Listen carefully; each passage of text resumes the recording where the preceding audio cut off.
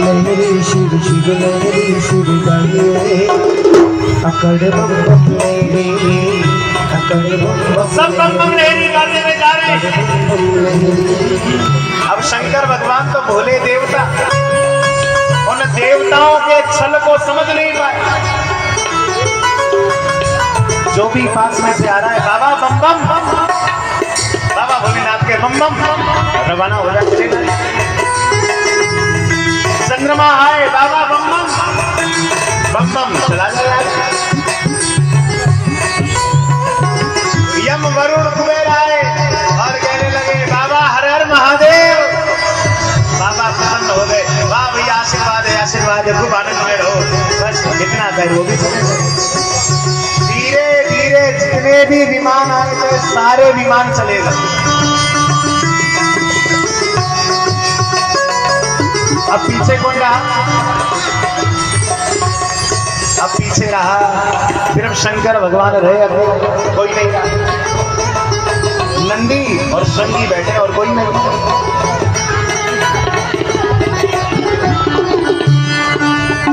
अब जब नंदी और श्रृंगी बाकी रह गए पीछे,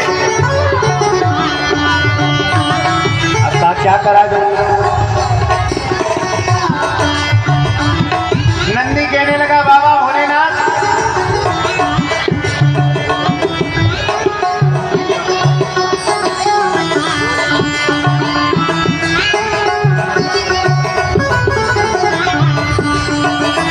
शंकर भगवान मां पार्वती हमारे बीच में आ गए। समय से पहले तो एक बार जोरदार ताली बजाकर स्वागत कर दीजिए।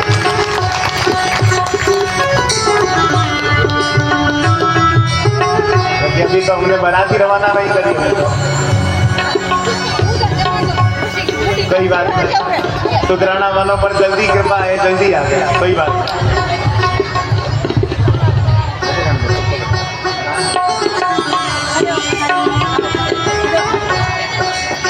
अब बाबा भोलेनाथ से नंदी कहने लगे, श्रृंगी कहने लगे बाबा अब कैसे काम बनेगा? बाबा भोलेनाथ कहने लगे कैसे काम बनेगा का क्या मतलब? अरे बाबा जब दुल्हा जाता है तो बारात लेकर के जाता है। अरे जाता है कि नहीं बताइए ना। अरे जब दुल्हा जाता है बारात लेके जाता है कि अकेला जाता है? बोलिए ना। बारात लेकर के जाता है।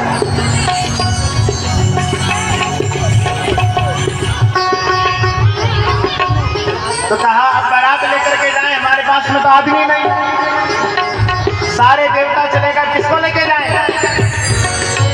शंकर भगवान कहते हैं ये सारे देवता स्वार्थी हैं। बुलाओ अपने जो भक्त हैं, अपने जो दास हैं, उन सभी को बुलाओ। किनको बुलाएं? भारत के, जापान के, अमेरिका के, पूरे विश्व के जितने भी भूत हैं सभी भूतों को जगाओ। कहना तुम्हारे मालिक का विवाह है, सभी के सवाल।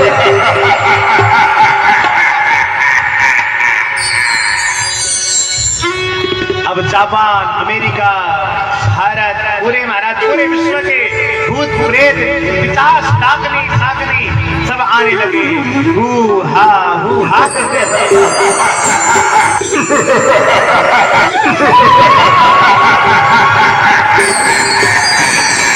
और अब तो महाराज क्या देखें,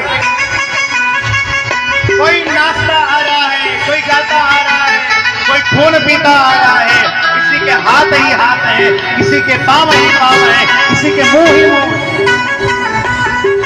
और भयानक वो भूत प्रेत पिशाच बम बम महादेव, बम बम महादेव, महादेव महादेव, और सब बम बम महादेव करते हुए आ रहे हैं, गाते हुए आ रहे हैं। अरे अकड़ बम शिव लहरी, अकड़ बम शिव लहरी, अकड़ बम शिव लहरी, अकड़ बम शिव लहरी।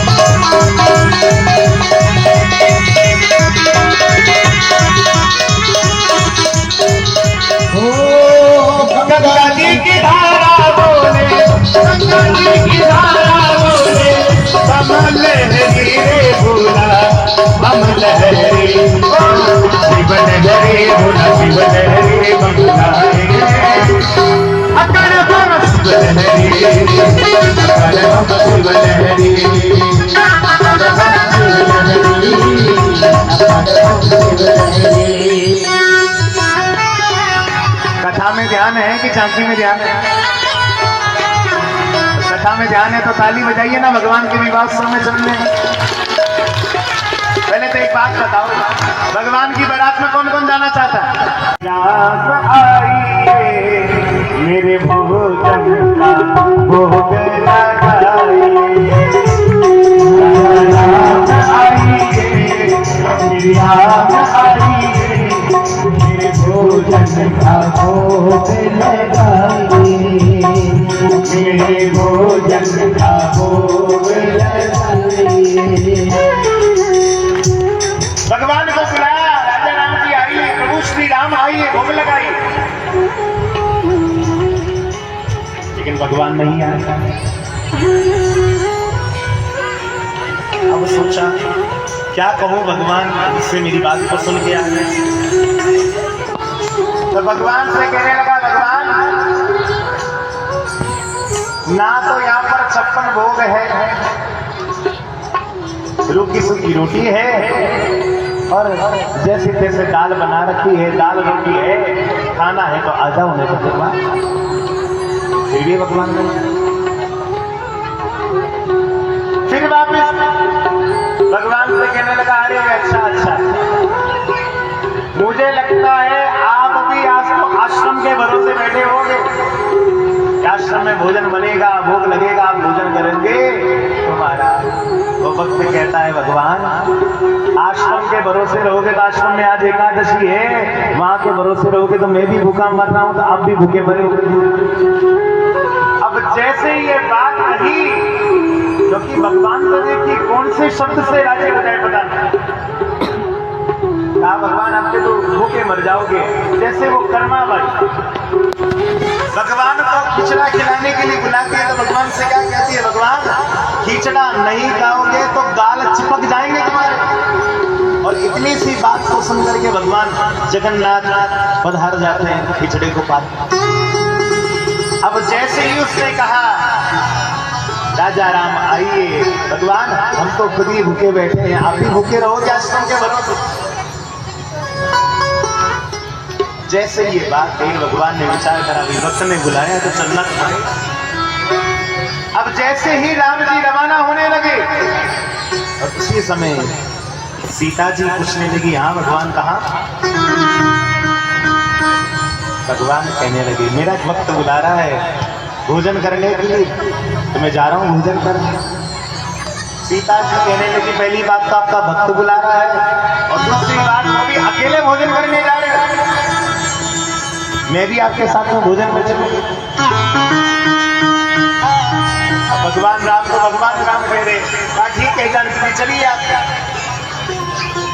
अब सीता जी साथ में और भगवान कुछ वो भक्त वहां पर गा ही रहा है, अरे राजा राम आइए, श्री राम आइए, मेरे भोजन का भोग लगाइए, राजा राम आइए, सीता राम आइए, मेरे भोजन का भोग लगाइए, मेरे भोजन का भोग लगा।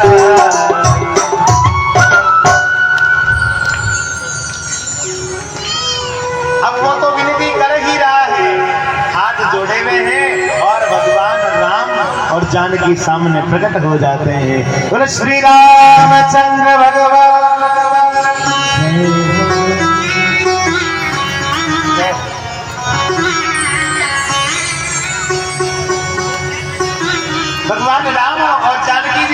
प्रकट हुए। अब उस भक्त को तो चिंता हो गई। चिंता क्या? भोजन बनाया था कितने आदमियों का? 2 आदमी, एक खुद का और एक राम जी का। अब भोजन करने वाले कितने हो गए? 3 जन, जानकी जी, राम जी और वो भक्त खुद। अब 3 जने भोजन वाले हो गए। अब मन में विचार करें, इतनी रोटी बनाई है, अब ये खा जाएंगे तो मैं क्या खाऊंगा? सरल सीधा सा लगता है, क्या करें? अब विचार जब करने लगा, मैं क्या खाऊंगा, मैं क्या खाऊंगा, सोचा कि आ ही गए तो श्रेष्ठ संतान देने वाले बृहस्पति भी सौभाग्य देने वाले हैं, वो भी उस नक्षत्र में विराजमान है। क्योंकि जब भगवान शिव का विवाह मुहूर्त निकाला जा रहा है तो जितने भी मुहूर्त में अच्छे अच्छे सब दौड़ दौड़ के आने लगे। क्योंकि जगत के पिता का विवाह का मुहूर्त निकलना है, कहीं भैया हम पीछे ना रह जाए। सारे दौड़ दौड़ करके आ रहे हैं, हमारे मुहूर्त में आप विवाह कर दीजिए, हमारे मुहूर्त में विवाह कर दीजिए।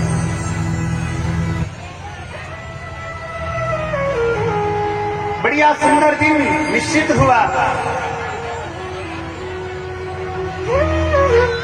और राजा हिमाचल अपने जितने भी मित्र हैं, पर्वतगण, गंधमादन है, मेनाक है, विंध्याचल पर्वत है, उन सभी से पूछता है, क्या भैया मैं मेरी पुत्री का विवाह शिव जी से कर दूं? सारे जितने भी पर्वत के भाई बंधु थे, सबने कहा, राजन आप धन्य हैं जो आपके शंकर भगवान दामाद बनकर के पधारेंगे, इससे बड़ी भाग्य आपके और क्या हो सकता है?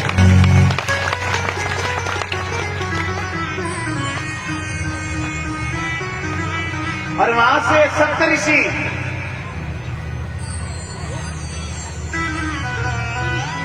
बाबा भोलेनाथ के पास में पधारे और बाबा भोलेनाथ से कहा, बाबा अब आप भी सारे देवताओं को निमंत्रण दीजिए। विष्णु जी, ब्रह्मा जी, इंद्रादि देवता, जितने भी सुंदर किन्नर विद्याधर अप्सराएं हैं, सभी को आप निमंत्रण दीजिए कि भैया विवाह है, सबको आना है।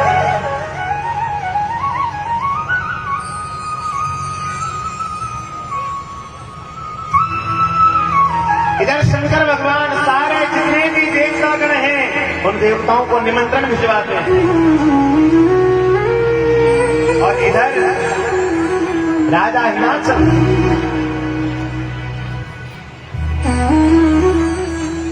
जहां विवाह की तैयारियां प्रारंभ होनी शुरू हो गई। क्योंकि देखिए, जहां बेटी का विवाह होना है उस घर में तो तैयारियां कुछ ज्यादा ही होती है। बेटे के विवाह के लिए इतनी तैयारी नहीं करनी पड़ती जितनी बेटी के विवाह में करनी पड़ती। आज राजा हिमाचल के यहाँ पर भी बड़ी सुंदर व्यवस्थाएं होने लगी है, बड़ा सुंदर मंडप बनना प्रारंभ हुआ है।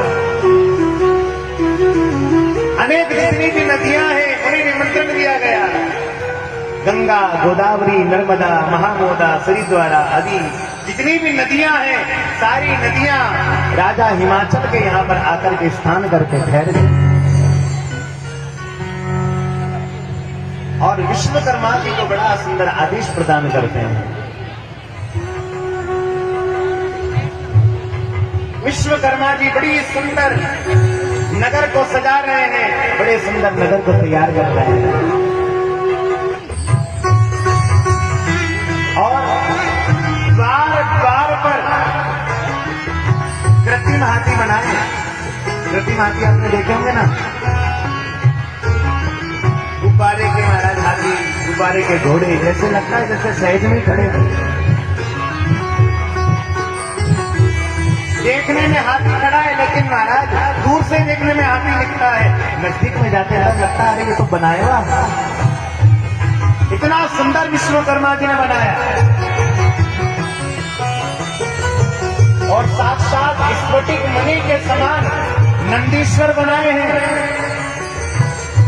क्योंकि नंदीश्वर भी आएंगे ना बारात, नंदीश्वर जी बना करके तैयार करें।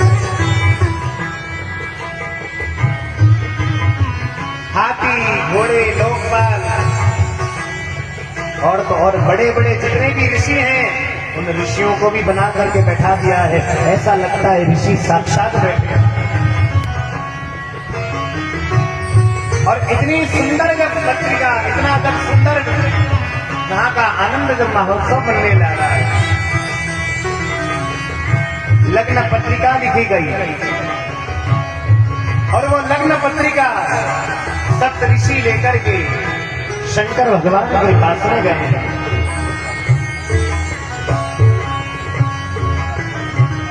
चाही विदई की नहीं सो पाती, बाचुत प्रीत न हृदय समान। शंकर भगवान उस मंगल पत्रिका का स्वागत करते हैं।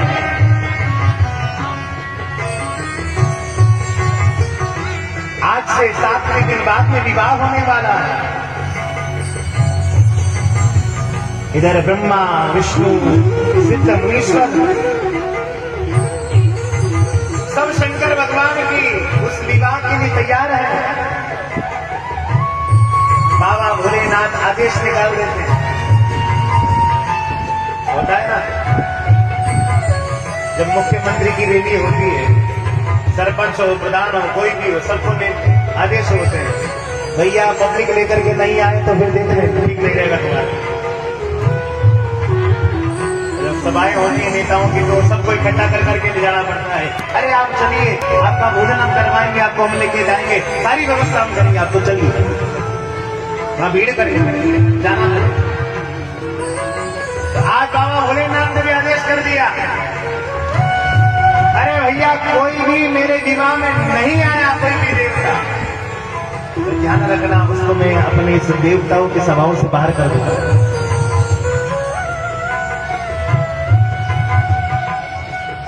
सारे देवता कहते हैं बाबा हम तो बड़े राजी हैं, बड़े प्रसन्न हैं। अरे आप विवाह करो तो सही, विवाह करने के लिए हम तो तैयार